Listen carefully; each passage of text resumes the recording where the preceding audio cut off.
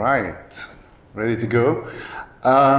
Yeah, we heard a lot about Agile, and thanks JD for not putting me on the pressure. So it's not about Agile, it's about the outcome, about the impact. And I want to take you on a journey with 8 success stories from all around the world that hopefully you get a bit inspired, that you can take away what makes sense to you. And I want to start with something little tiny, something that we need, that we can't be without. And because we haven't had it, the whole industry was blocked for several months and is still in trouble. So I'm talking about the chip shortage. So before I go into the success stories, this is something like a bit of a homemade problem, to be honest. As procurement just became a victim of their current thinking and ways of working.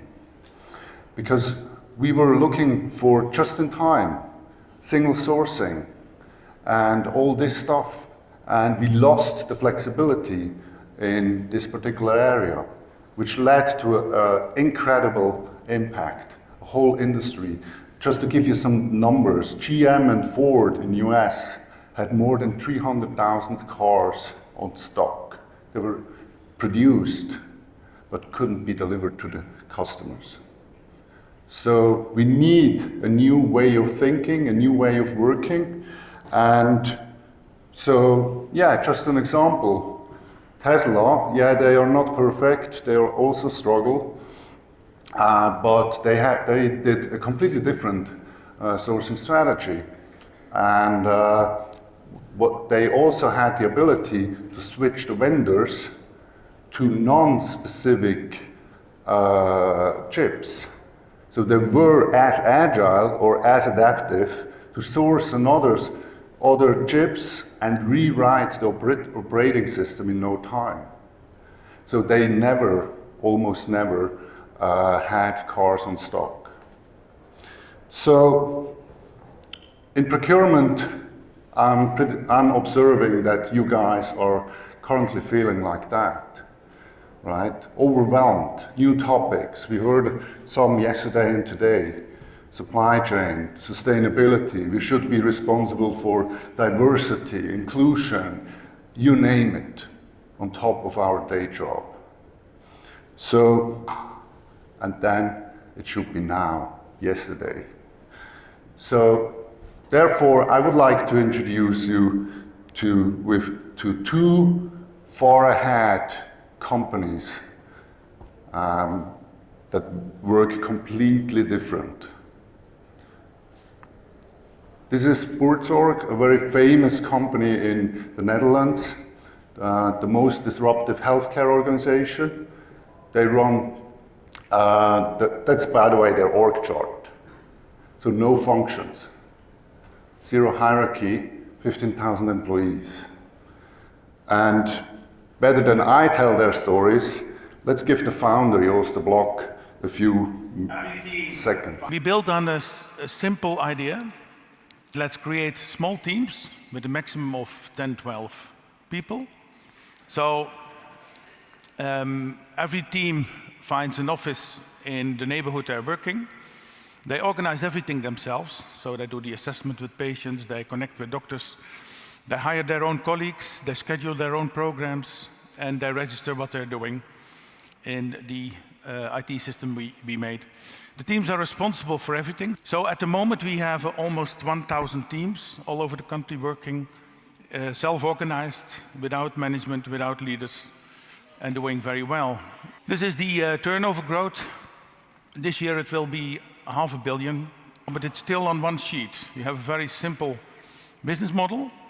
So I said, as long as we have more income than costs, we are doing well. We don't have a CFO, that's part of my work. 2 hours a week, it's the most easy part. So if you have a CFO in your company, you know where the problems come from.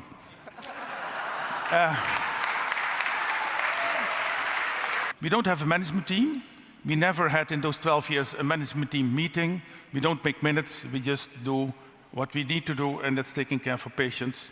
And when there is a problem, we sit together with the people who can solve the problem, and we solve the problem. That's it.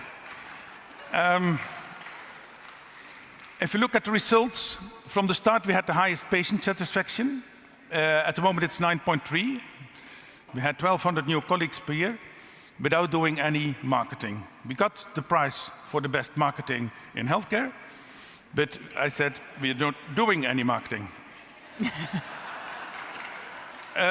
It's the same with this best employee satisfaction. We don't have an HR department, so if you don't put effort in HR, you get the most satisfied employees.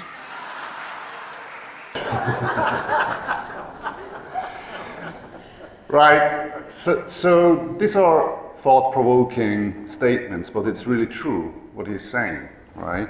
And more important than that, he's currently revolutionizing, disrupting a whole sector.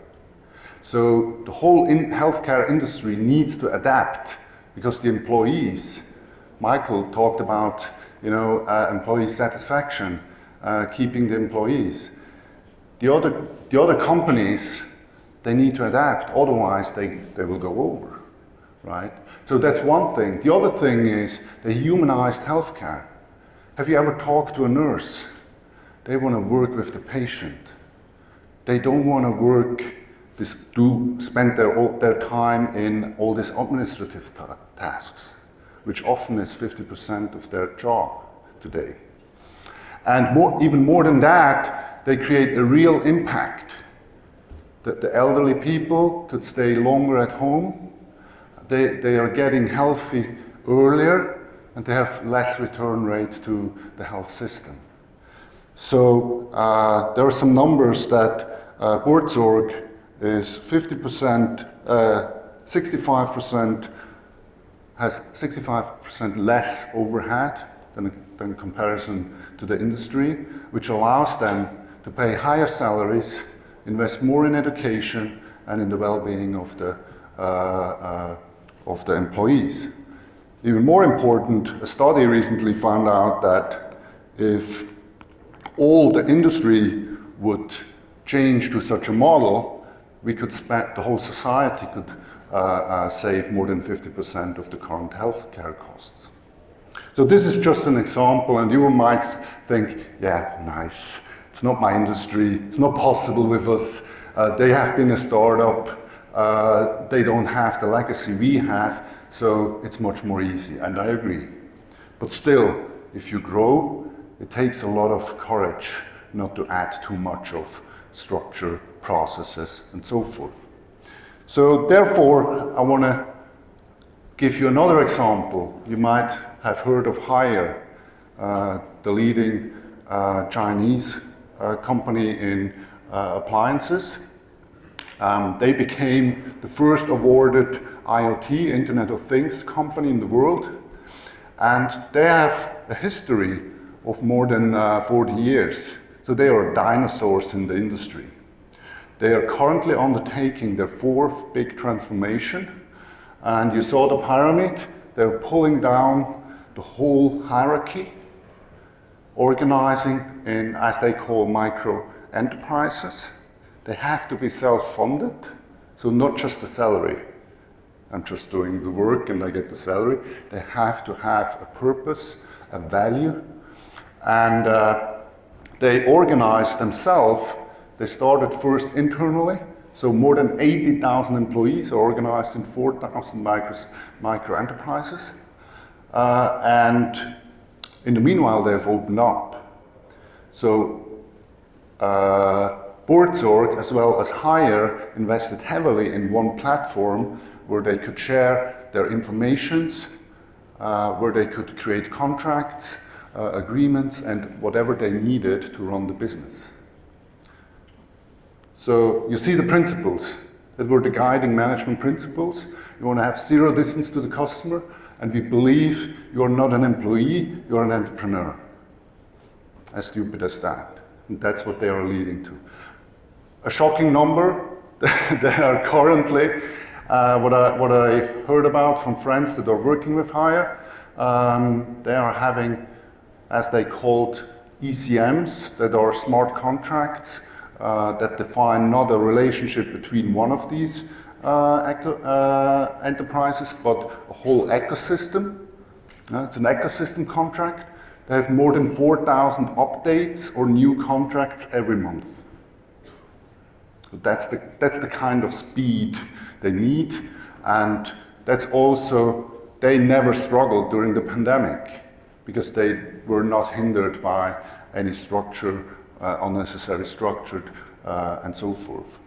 So I want to ask you, you guys are commercial guys, so also it's not just happy being and tree hugging, as we sometimes call it. No, it has an impact.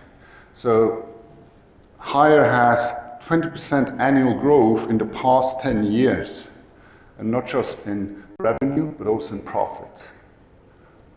So it's super successful. And to start to think about it. So what I want you to do in a moment, hopefully technology works. What have those both success stories in common? If you might join us. One system. Could you please write it? Yeah. Oh. Platform, absolutely.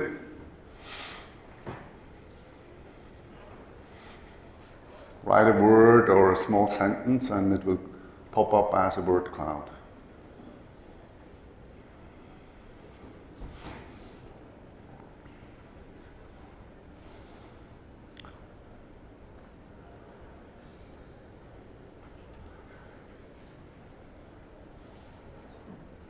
Back to basics, I love that.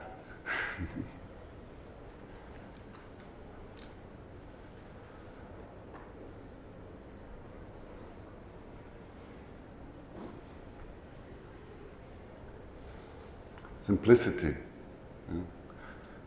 You might not like the term, but I got really a big fan of MVB, minimum viable bureaucracy. So think about it. You know, we are in procurement, we are process people. We love processes, we love governance, we love compliance, more structure. You know, if there's a problem, add another checklist. So we need to start thinking the other way around, okay? So thank you, I'll continue here. So what they basically have in common, and this is maybe you, currently your focus is more on the formal organization, how many people I'm leading, right? Michael was talking about that they split the people development and the line management. That's the first step. But is it the end? No. So what both cases have in common, they put their focus on value creation. They empowered, they trusted, as was mentioned, they trusted in these people, in the employees, but also in third party to contribute on creating value for our customers, for the patients, or whatever it is. And yes,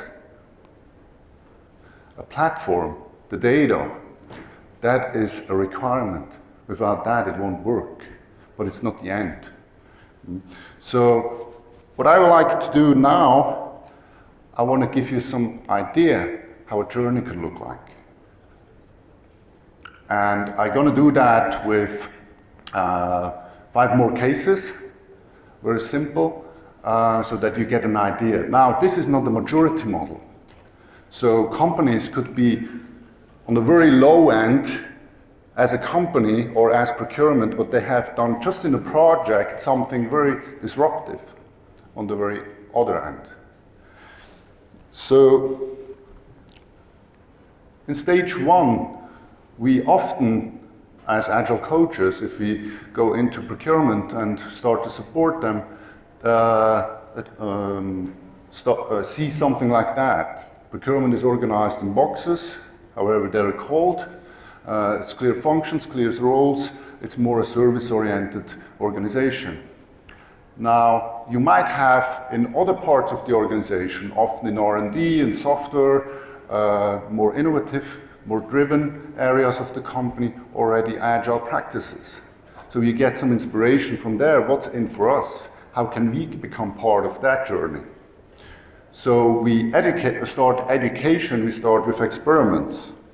One of the most known cases that we have done, that was with Swiss Casinos, it's the market leader in gaming in Switzerland, was sourcing a new ERP in just 2 days. So the benchmark is 6 to 12 months. How did we do that? We applied this principle of getting the right people together. So we had all the right people, decision takers, people from the business, etc., from Swiss Casinos in the same room, IT guys, even lawyer, procurement, but also the vendors, the shortlisted vendors, at the same time. So 3 competitors simultaneously. And we asked them, can we use the 2 days to co-create the solution, your proposal, and the contract, negotiate the contract? That was our ambition. We didn't know if it works out. And after 2 days, we selected the vendor, the solution, signed the contract, delivery team was set up. Next day, they start continued delivery. That's the power of collaboration. Was Swiss Casinos agile as a company? No, definitely not. But it was a first experience. It was a first experience which then had an influence on their leaders, on their team, on the vendors, and was a first step. What's next? So these learnings have been taken into consideration. What can we do within our boundaries? We are in procurement. We can't change the others, but we can change us. So what can we apply? Where do we have the struggles? And what of the agile practices and others, new ways of working, can we apply in strategic, operational procurement, in delivering the new whatever, Ariba, whatever it is, but also the leaders, these guys, how we need to change, to lead, to let go, to empower our employees, as we've seen in Hire. An example of that is the Insel Group. It's the biggest healthcare organization in Switzerland. And as you can imagine, they had a huge struggle during the pandemic to make, with the patients in the hospitals, but also organizing masks and all the things. So they worked their ass off, day and night. It was not sustainable. They burned the people. People were about to quit. So they called us and said, we have this problem, we have no focus, what can we do? And we introduced an agile portfolio board where we could align with the business objectives from the business to procurement, to supply chain. And so everybody in procurement knew what is the most valuable thing to the company now, and we focus on that. So it was one priority. Please forgive me my writing. So what's the next evolution step? Well, I didn't talk about digitalization, but that's something that runs in parallel. And there is a moment in time where you are done. So you need to think about it now. What happens with the people in operational procurement, and what will be the impact on the strategic part? Are we skilled enough to deal with this complexity? And often we aren't. We have these traditional tools which work very good if things are predictable. If we can specify it, then we can tender it, we can contract it. But if not, we need new approaches.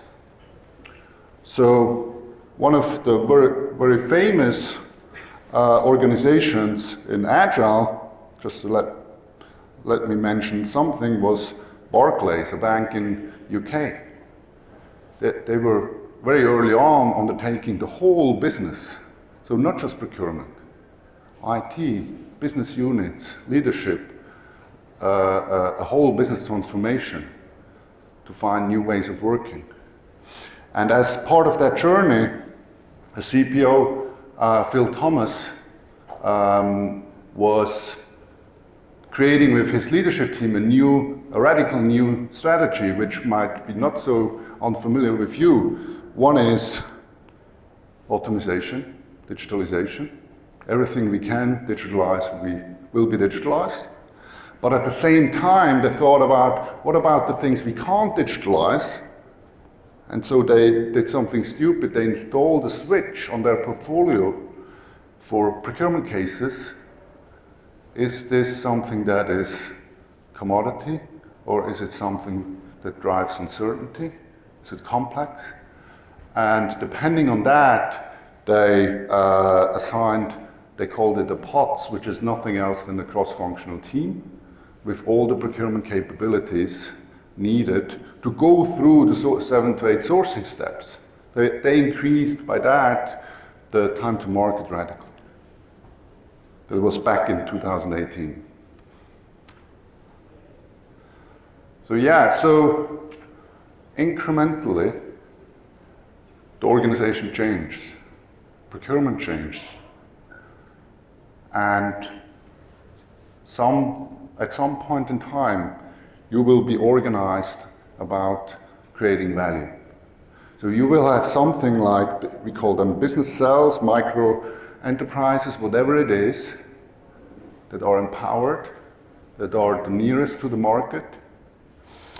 And so they can't wait for procurement in a traditional setup, in a service setup, as a support function. So this is where those business cells need to get enabled that they have this capability. A very early stage in that is business partnering. Michael was mentioning too. But what if it's not just a business partner that is, at the door of procurement and yeah, you have a request, yeah, I will take care. No, what if we get embedded into those business units to enable the business over time? Sure, there are other things that might be relevant, like having the supplier data, procurement processes digitalized. And so it's up to the business cells, if they see a value to have that centralized, they're going to fund it. It's their decision, not procurement decision. We flip the coin. They need to fund it. And then maybe we have a team or team of teams that takes care of that as a service to the rest of the organization. An example for that is global procurement of Roche. Roche is super traditional in many ways if it comes to delivery of procurement. But here they are disruptive. They turned the center of excellence into a capabilities enablement team. So they took over kind of our role as coaches. They go out in the organization, enable the organization in new ways of working around procurement. They also take the job, help them facilitate events like in the ERP case. But the goal is that the business becomes capable to do it themselves. Now that's not yet the end.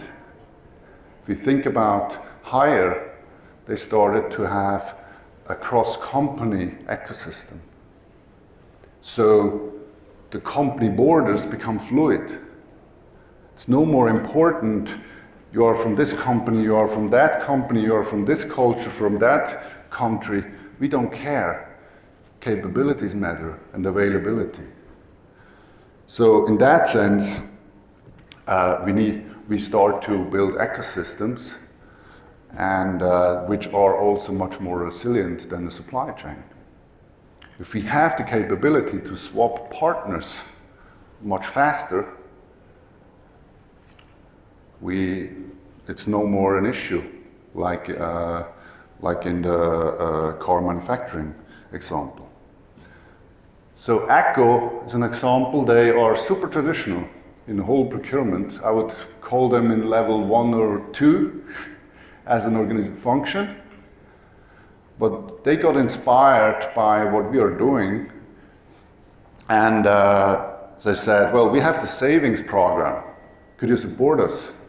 I said, no, I'm not interested in savings, just doing this good cop, bad cop game. But if you're interested in innovation, where savings is one of the goals that is included, we could maybe do something. They said, yeah, well, interested. We have no clue what you mean, but let's give it a try. So we formed a cross-functional team. You see there is a pattern. To deal with complexity, we need to have an as complex system, which is people from all areas with different capabilities, points of views in a team. And we asked them, what is the current challenge? They said, well, our tractors, they are no more competitive. They're too expensive to build. The current way we do it. I said, well, what can we do? And the team came up, it was not my idea, just facilitated that.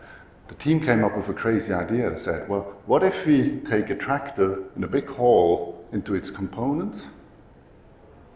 We invite marketing, product management, even production, and the manufacturers, our current suppliers and their competitors. And we asked them which of the components could be done with better materials, less parts, new production methods. And they just did.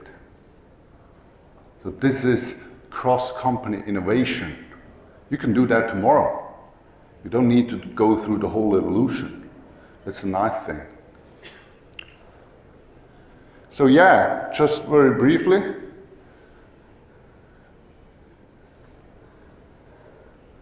what do you take away for your own journey?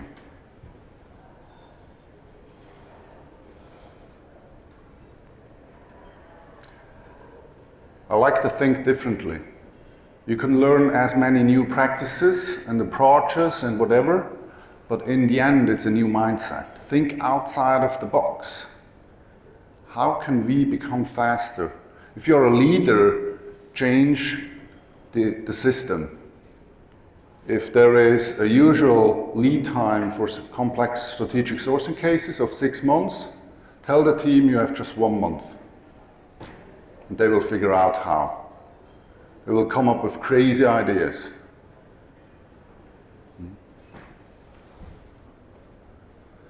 All right, thank you very much. 2 more slides, I think. So instead of repeating the benefits, we're faster, better, outcomes, etc., I would want to leave you with a story.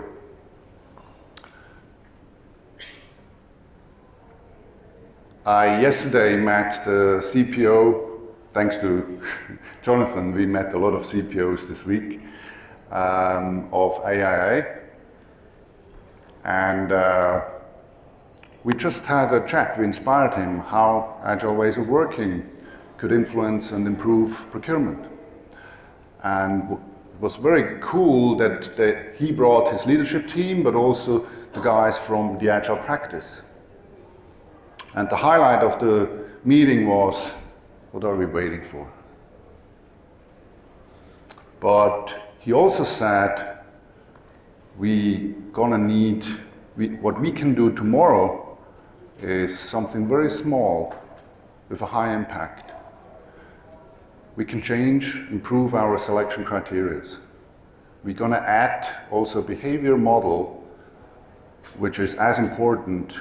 Do we like the partner we work with? Do we think they are capable enough? So not just the hard facts, but also that. And I told him, that's awesome.